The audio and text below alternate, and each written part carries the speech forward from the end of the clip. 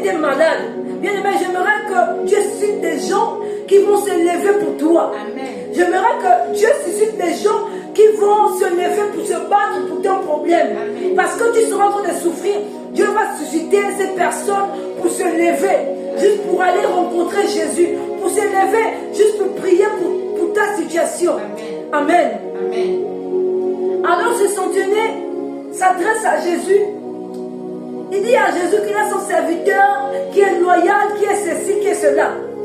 Et il aimerait que Jésus puisse intervenir, Jésus puisse guérir son serviteur.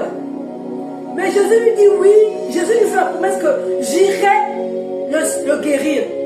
Quand le centenier regarde, il dit le temps que Jésus part, ce sera peut-être trop tard.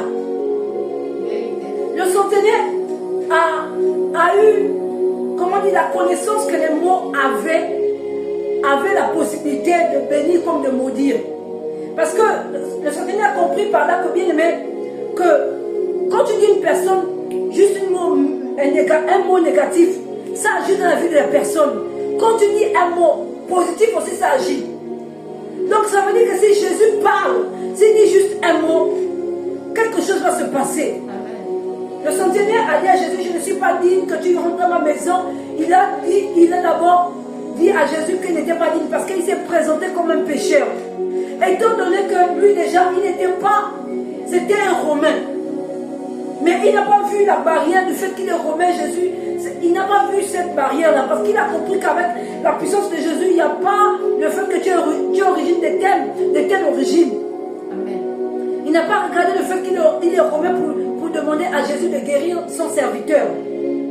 Et en fait, le centenier dit à Jésus, je ne suis pas digne. En gros, je reconnais que je suis un pécheur. Mais dis seulement un mot. Jésus, je sais que tu as la capacité juste de parler à cette situation.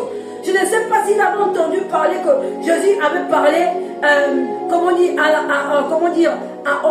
était avec les disciples dans la barque, et peut-être il avait peut-être entendu cette histoire, je ne sais pas. Et je me suis rendu compte dans cette histoire que, en fait, il y a plusieurs histoires qui illustrent en fait que les mots peuvent impacter. Regardez, quand Jésus se retrouve dans la barque, Jésus s'adresse à la tempête. Amen. Juste avec des mots. Et la tempête se calme. Juste avec des mots, tu peux comprendre qu'il y a des choses qui peuvent changer dans ta situation. Le centenier a dit à Jésus, dit un mot. Ok, Jésus aussi, il a regardé, mais Jésus a dit, mais comment quelqu'un peut avoir une foi comme ça? Comment quelqu'un peut seulement se limiter à des mots? Il ne veut pas que j'aille guérir. Pourtant, dans la Bible, on nous a enseigné. Dans la Bible, on nous dit, vous imposerez les mains aux malades et ils seront guéris. Le centenier, lui, il n'a pas besoin qu'on impose les mains aux malades à son serviteur. Lui, il veut seulement un mot. En fait, quand j'ai pensé à ça, j'ai dit que, mais Seigneur, pourtant tu nous dis qu'on doit imposer les mains. Mais lui, il dit juste un mot. Donc ça veut dire qu'en fait, il y a des mots qui peuvent changer ta situation. Il y a des mots qui peuvent guérir, bien aimé. Je ne sais pas quel moment on a dit dans ta vie. Vous savez, il y a des gens, ils passent tellement de temps à insulter, à calomnier, à verbaliser des mots tellement médiocres qui font que des fois ça détruit la destinée de quelqu'un. Ça peut te blesser. Et vous comprenez que les mots ont une puissance, une capacité de pouvoir bénir comme de maudire. Bien aimé, ce matin, j'aimerais d'abord inciter quelqu'un avec ces mots, bien aimé, à se repentir. Parce que dans les mots, dans la parole, tu peux apporter, tu peux incliner le cœur de Dieu dans la repentance. Dans la parole, tu peux aussi incliner le cœur de la personne que tu as blessée dans la repentance. Bien aimé, juste un mot, tu sais, il y a des mots que tu dis aux gens. Juste de dire une petite parole que tu penses que ce mot-là ne va pas blesser la personne. Ça blesse, ça détruit. Il y a des gens qui t'en veulent parce que à cause des mots que tu as dit dans ta vie, dans leur vie. Il y a des gens aujourd'hui qui ne te parlent pas juste à cause d'un mot. Les mots des fois font plus mal que les coups. Et certaines personnes, de fois, ils ne se rendent pas compte de combien de fois ils parlent aux autres. Combien de fois ils détruisent les relations juste avec les mots. Dans ton couple, comment tu parles à ton mari. Dans ton couple, comment tu parles à ta femme. Dans tes enfants. Aujourd'hui, tes enfants sont devenus rebelles à cause juste des mots que tu envoies à tes enfants. Les enfants aujourd'hui sont devenus peut-être bizarres à cause des mots. Même ta femme, ton mari, à cause des mots. Tu dois comprendre que les mots ont un impact dans la vie de ton prochain. Et ces mots-là, tu dois savoir les positionner. Parce que si tu positionnes ces mots-là mal, bien aimé, tu peux détruire quelqu'un. Même ta vie, tu peux détruire ta vie. Tu peux détruire ton enfant, tu peux détruire ton mari, tu peux détruire ta femme, tu peux détruire tes parents avec des mots. C'est pour cela le centenier, quand il regarde Jésus, il dit, Jésus, je sais que moi, j'ai des serviteurs, je peux leur donner des ordres, je peux ceci, cela. Si moi j'arrive à faire ça, à plus forte raison, toi, tu ne peux pas donner les ordres à cette situation. Et c'est comme ça que Jésus regarde l'étonnement. Jésus lui dit que va ta foi. Jésus lui parle avec la foi. Jésus avait vu que celui-là avait une foi audacieuse. Lui, il a juste demandé un mot. Comme je disais, la Bible nous enseigne d'imposer les mains aux malades. Mais lui, il ne veut pas imposer les mains. Lui, il veut seulement que Jésus dise juste un mot. Juste le mot devait guérir son serviteur. Et c'est alors que le serviteur était guéri juste par sa foi. Juste par la foi, le serviteur était guéri. Amen. Je veux te dire, bien-aimé, je ne connais pas ta situation. Je ne connais pas la situation que tu vis actuellement. Et certainement, cette situation a besoin de juste un mot. Je ne sais pas ce que tu traverses actuellement, mais certainement, cette situation a juste besoin que tu parles. Amen. Parce que, en fait, on doit comprendre par là que, bien aimé, que, en fait, nous avons des situations chroniques. Ok, mais ta situation a duré tellement longtemps. Peut-être tu attends l'imposition de main, mais c'est peut-être le mot qui doit changer cette situation. Peut-être tu attends, bien aimé, comment dire, comme je dis, l'imposition de main, mais je m'aurais dit que, dis un mot à cette situation. La Bible dit que la parole s'est faite chair. Amen. Alléluia. Amen. Alors, bien aimé, comprends par là que tu dois changer ta situation par la parole. Les mots, c'est quoi? C'est la parole de Dieu. La parole change, bien aimé. Elle transforme, elle édifie, elle bénit. Elle peut aussi maudire, bien aimé. Mais tu dois comprendre par là, bien aimé, aussi vrai que tu as une vie de consécration, une vie qui a été établie par la parole. Tu dois, bien aimé, alors, bien aimé, comment dire, communiquer avec ta vie par la parole. Quelle situation qui ne veut pas bouger? Commence déjà par la parole. Avant de continuer par les actions, tu commences par la parole. Amen. Amen, amen. Bien aimé, la parole accompagne les actions. Si tu n'as pas d'argent ou d'abord établi une parole, l'action ne peut pas suivre. Quand le centenier demande une parole, c'est parce qu'il sait que l'action va suivre derrière la parole. Alléluia. Quand il demande à Dieu, à Jésus de dire juste une parole, parce qu'il sait que la puissance va accompagner la parole. Amen. Amen. Alors c'est pour cela que tu dois comprendre par là que, bien aimé, oui, ta situation va accompagner les mots derrière, la puissance va accompagner ces mots. Mais si tu ne commences pas à ouvrir ta bouche, tu ne commences pas à parler, bien aimé, ça ne pourra pas changer. Amen. Amen. Je ne sais pas qui s'est levé sur ta situation. Je ne sais pas, Seigneur, qui a dit quoi que ce soit sur ta vie. Bien aimé, ta vie peut changer à tout moment. Amen. Si les sorciers arrivent à parler sur ta vie pour te maudire, c'est que toi aussi tu peux parler sur ta vie pour te bénir. Amen. Tu peux bénir ta vie, bien aimé. Tu peux bénir ta vie par la parole. Amen. Amen. Amen. Alors dis juste un mot. Qu'est-ce que tu veux que Dieu fasse aujourd'hui avant que tu ne rentres chez toi? Ou même quand tu es venu avec quel mot dans ta tête, dans ton esprit? Quel mot tu t'es dit? Quelle déclaration tu as eu à faire sur ta vie ce matin? Qu'est-ce que tu as dit à Dieu? Qu'est-ce que tu attends de Dieu? Quand tu dis à Dieu, Seigneur, fais ceci, c'est quoi que tu demandes à Dieu? Ce sont des mots. Tu veux que Dieu dise aussi un mot dans ta vie. Alors, bien aimé, j'aimerais te dire que, bien aimé, ta vie n'est pas encore finie. Peut-être tu es en train de te désespérer parce que tu ne vois pas l'issue. Mais j'aimerais dire qu'il y a un créateur qui peut changer les choses. Il y a un créateur qui peut arranger ta vie. Il y a un créateur qui peut, bien aimé, rétablir le désordre qui est dans ta vie. vie n'est pas en ordre, bien-aimé.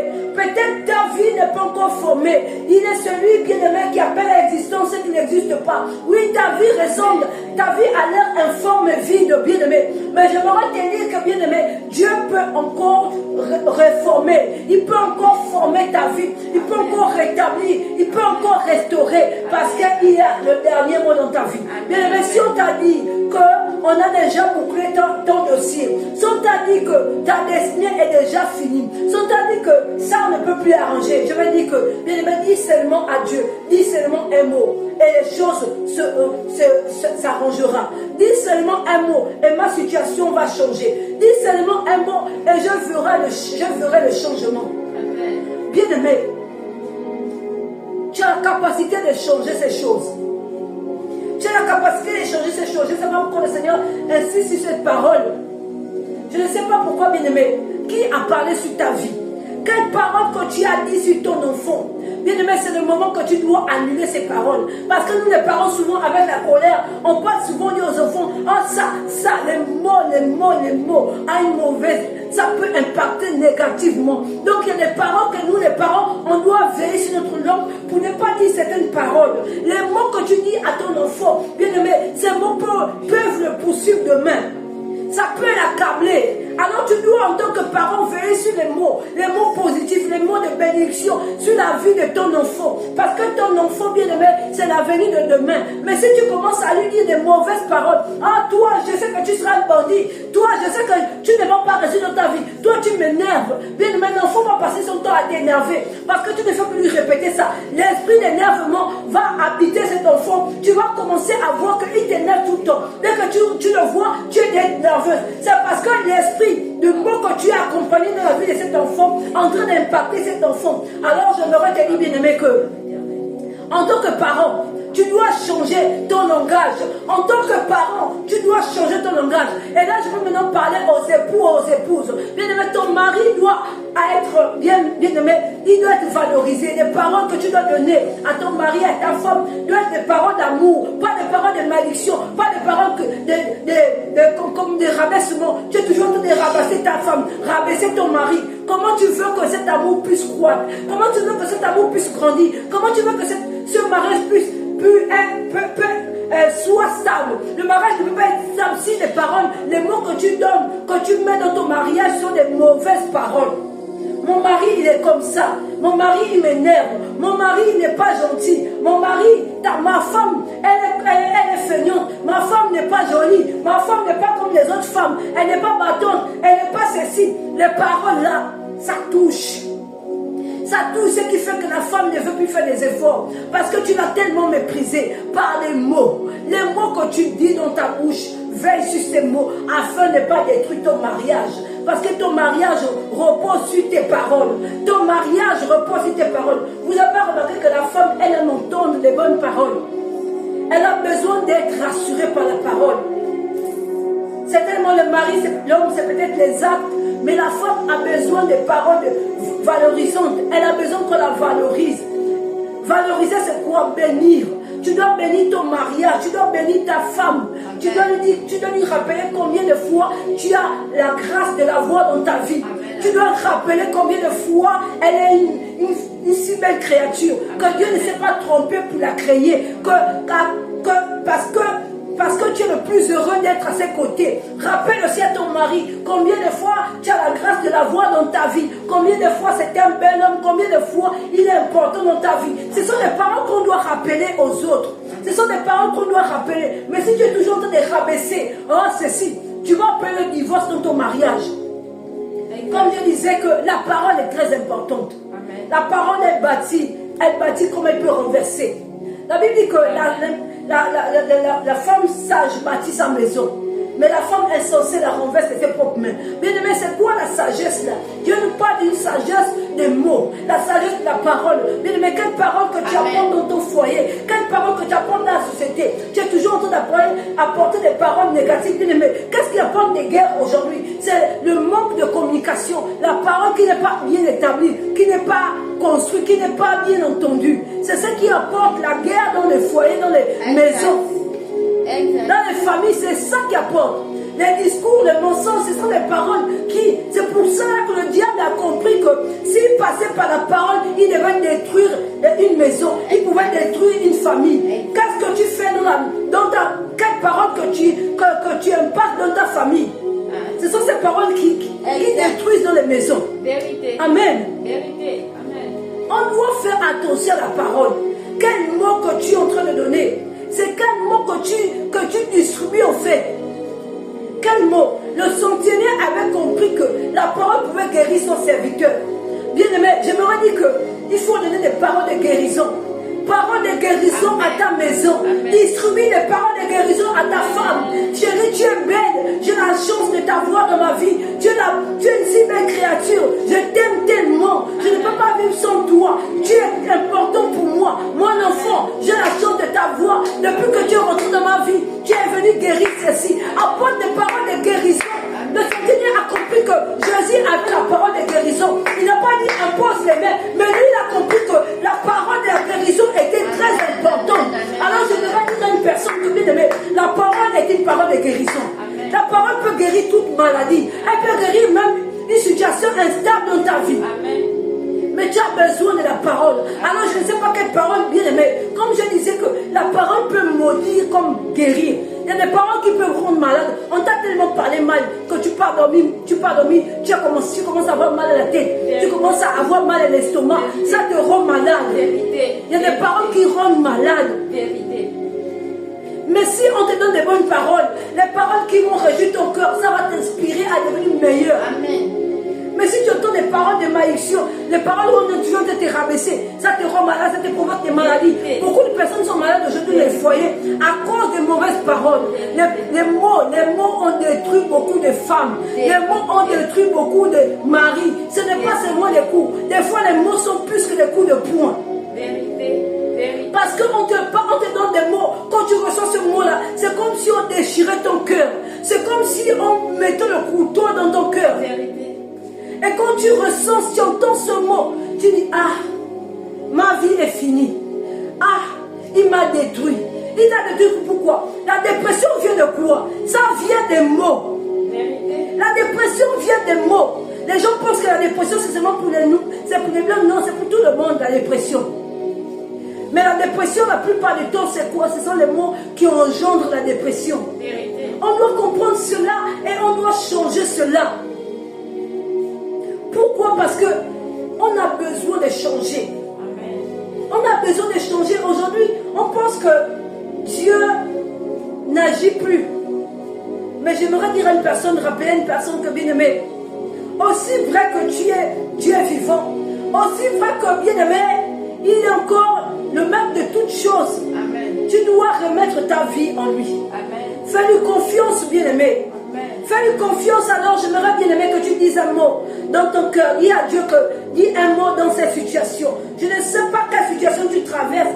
Je ne sais pas bien aimé ce qui te turlupine. Je ne sais pas ce qui te dérange bien aimé. Je ne sais pas bien aimé ce qu'on a dit dans ta vie.